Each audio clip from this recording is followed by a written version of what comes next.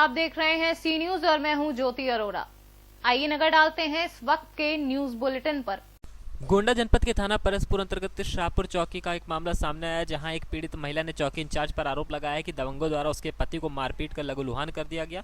जिला चिकित्सालय के डॉक्टरों ने हालत को गंभीर देखते हुए उसके पति को ट्रामा सेंटर लखनऊ रेफर कर दिया, जहां उसकी हालत अभी भी गंभीर बनी हुई है। लेकिन थाने की पुलिस व चौकी प्रभारी अपने निजी स्वार्थ में मानवता को तार तार कर दिए हैं। साधारण एनसीआर में मामला दर्ज कर आरोपितों को बख्श दिया गया। एक तरफ से जहां दबंगों द्वारा महिला को बार बार धमकाया जा रहा है, वहीं चौकी इंचार्ज द्वारा जबरन सुलह का दबाव बनाया जा रहा है।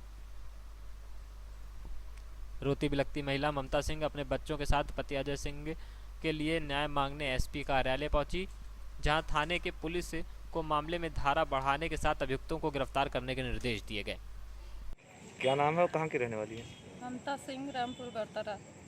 ये आप एसपी ऑफिस आई हैं, क्या है मामला? मामला अभी सुनवाई हो नहीं रही थी थाना चौकी से, तब यहाँ आए हैं, सुना गया है। क्या था मामला? मामला यही था कि मतलब वो मारे गए हमारे हस्बैंड, कोई सुनवाई इसीलिए हो नहीं रही थी। वो लोग पैसा देकर जीत गए हैं।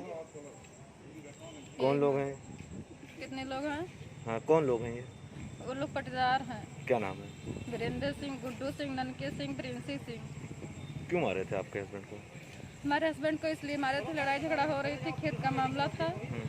और वो कुछ बोले भी नहीं, समझाने लगे कि गाली क्यों दे रहे हैं, गाली मत दीजिए, गाली मत दीजिए। लेकिन कोई सुनवाई नहीं हुई। वो तुरंत पीट दिए। सर में बाल नहीं था, लाठी संभली नहीं, तुरंत गिर गए पानी में। उसके बाद लोहे से पीट दिए पूरे परिवार मिलके।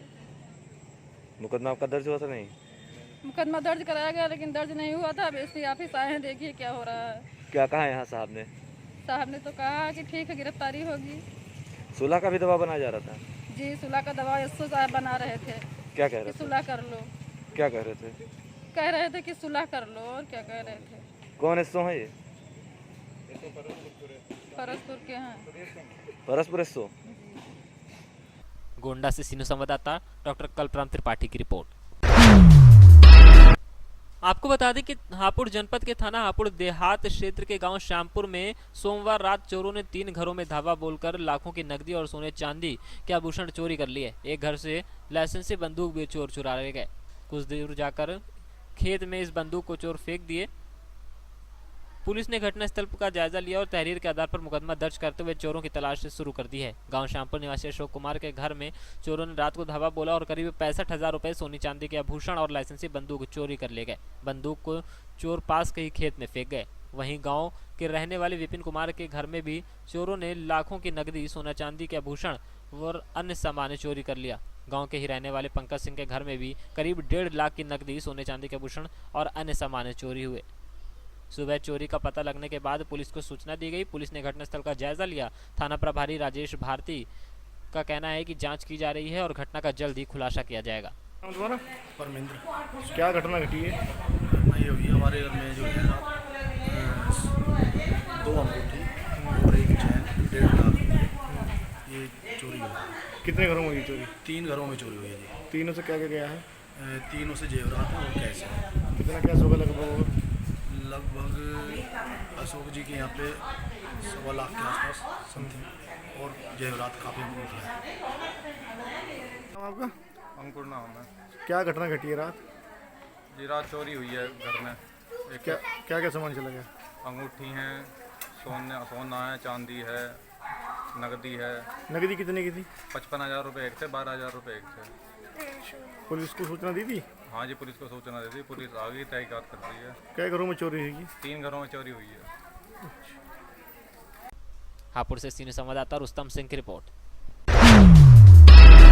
उत्तर प्रदेश के जनपद हापुड़ में सरकार द्वारा प्रत्येक वर्ष की तरह इस वर्ष भी दुर्घटनाओं को रोकने के लिए चलाए जा रहे 22 तारीख से सड़क सुरक्षा सप्ताह के तहत वाहनों पर बिना मास्क, बिना हेलमेट एवं बिना सीट बेल्ट चलने वाले वाहन चालकों को रोककर व लाउड स्पीकर द्वारा उन्हें कोरोना महामारी के संबंध में समझाया गया। तो अतरपुर चौकी प्रभारी यशपाल गौतम ने बिना मास्क के 100 रुपये का चालान काटा। तो वहीं नगर कोतवाली क्षेत्र के विभिन्न चेकिंग पॉइंट बनाकर लोगों की चालान भी काटे गए। इस अवसर पर हमारे संवाददाता से बात करते हुए यातायात प्रभारी उप निरीक्षक अजय वीर सिंह ने बताया कि सरकार द्वारा 22 तारीख से शुरू किए गए सड़क सुरक्षा सप्ताह के तहत जहां वाहन चालकों को सीट बेल्ट, हेलमेट एवं मास्क के साथ सड़क पर चलने की सलाह दी गई है, तो वहीं लोगों के चालान भी काटे गए हैं। इस दौरान कोरोना संक्रमण के चलते बनाए गए कंटेनमेंट में जाने वाले वाहनों को पास चेक कर जाने को दिया गया, बिना पास वालों को रोककर वापस ही भेज दिया गया।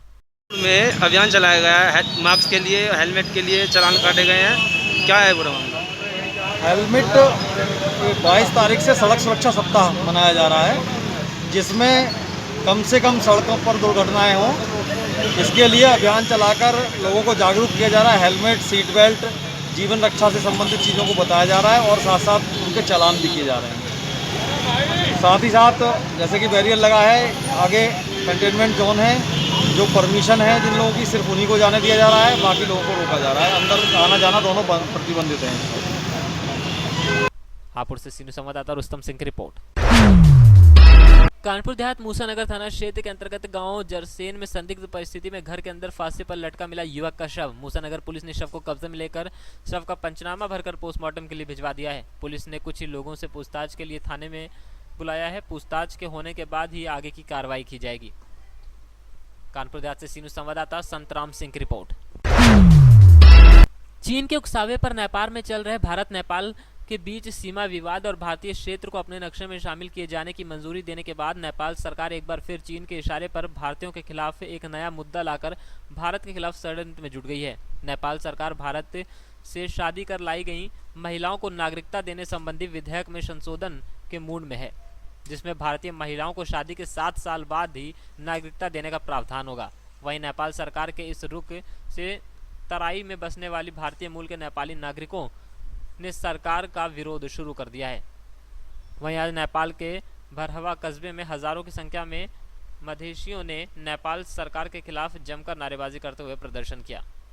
देखिए, नेपाल और भारत के बीच सदियों का रोटी बेटी का संबंध है और जो कि नई सरकार आने की वजह से नेपाल में कहा जा रहा है कि जो भारतीय लड़कियों की शादी नेपाल में होगी उसमें 7 साल बाद उन्हें नागरिकता दिया जाएगा, और जो कि पहले ऐसा कुछ नहीं था। अगर भारत लड़कियों की शादी नेपाल में होती थी तो तुरंत नागरिकता दिया जाता था, और इंडिया की लड़कियों की और नेपाल की लड़कियों की शादी अगर इंडिया में होती थी तो तुरंत उन्हें इंडिया का नागरिकता दिया जाता था। और ये मधेसी भाई लोग इसकी विरोध भी कर रहे हैं, और हम ये सरकार से अपील करते हैं कि इस बिल को जल्द से जल्द ख़त्म किया जाए और भारत और नेपाल के बीच संबंध बना रहे। नेपाल और भारत में सदियों से रोटी और बेटी का रिश्ता रहा है। 14 अगस्त 1947 को पाकिस्तान भारत से अलग हुआ और 1971 में पाकिस्तान से बांग्लादेश अलग हुआ। लेकिन भारत, पाकिस्तान और बांग्लादेश के बीच में 100-200 प्रतिवर्ष अपवाद के रूप में शादियां होती हैं, जबकि नेपाल और भारत के बीच में प्रतिवर्ष लाखों शादियां नेपाल से भारत में और भारत से नेपाल में होती हैं। नेपाल सरकार ये जो कदम उठा रही है ये आत्मघाती कदम है। उसके लिए नेपाल सरकार पूरी तौर पे चीन के हाथों में खेलने का काम कर रही है। मैं बड़े ही विनम्रतापूर्वक आग्रह करना चाहता हूँ कि नेपाल का ये खेल महंगा पड़ेगा। नेपाल की संपूर्ण जनसंख्या में 46% मधेसी समुदाय के लोग हैं और 46% मधेसियों की अनदेखी करके नेपाल प्रगति के पथ पर नहीं चल सकता है। इसलिए मैं नेपाल सरकार से विनम्रतापूर्वक पुनः आग्रह करता हूं कि वो हठवादिता का परिचय न दे और पूर्व की भांति नागरिकता कानून को बने रहने दे। महाराजगंज से सीनियर संवाददाता अंगद शर्मा की रिपोर्ट। इस वक्त की खास खबर में बस इतना ही। देश और दुनिया की तमाम बड़ी खबरों के लिए आप देखते रहिए सी न्यूज़। हर खबर आपके साथ, आपके हाथ।